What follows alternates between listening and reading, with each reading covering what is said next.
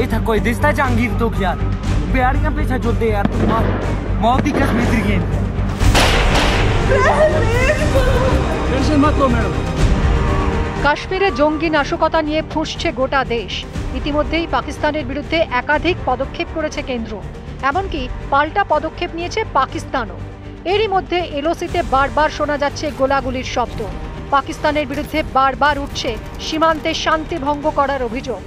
ইতিমধ্যেই পাকিস্তান আন্তর্জাতিক ক্ষেত্রে রাশিয়া, চীন ও পশ্চিমের দেশগুলির দৃষ্টি আকর্ষণ করেছে। তবে রাষ্ট্রসংঘে খুব একটা সুবিধা করতে পারেনি শেহবাজের প্রতিনিধি।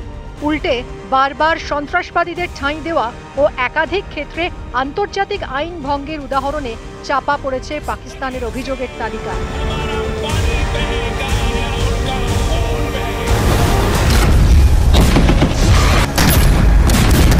পহেলগাঁও নাশকতার প্রতিবাদে পাকিস্তানের সঙ্গে বহু পুরনো সিন্ধু জল চুক্তি স্থগিত করেছে ভারত।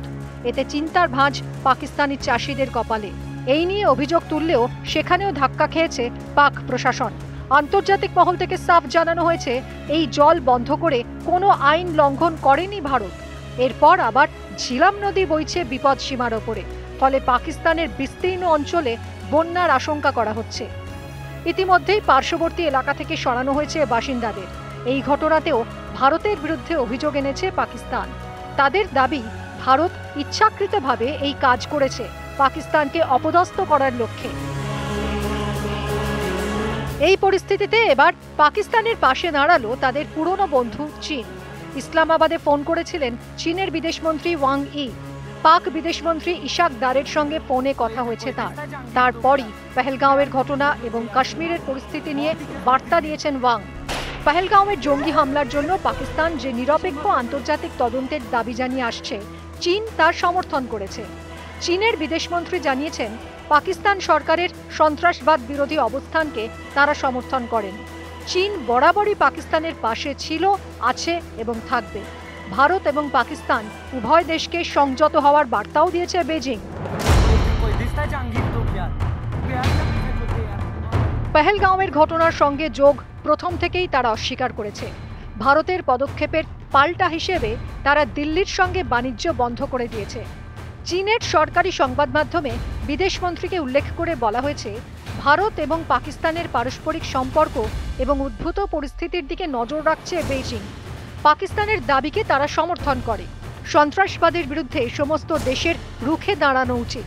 চীনা মন্ত্রী আরও জানিয়েছেন, ভারত এবং পাকিস্তানের দ্বন্দ্ব আসলে কাশ্মীর ও সংলগ্ন এলাকার শান্তিকেই বিঘ্নিত করে। এতে দুদেশের কারো স্বার্থ সুরক্ষিত হবে না, বরং ক্ষতি হবে। তাই উভয় পক্ষকেই সংযত হতে হবে এবং আলোচনার মাধ্যমে সমস্যার সমাধান করে নিতে হবে।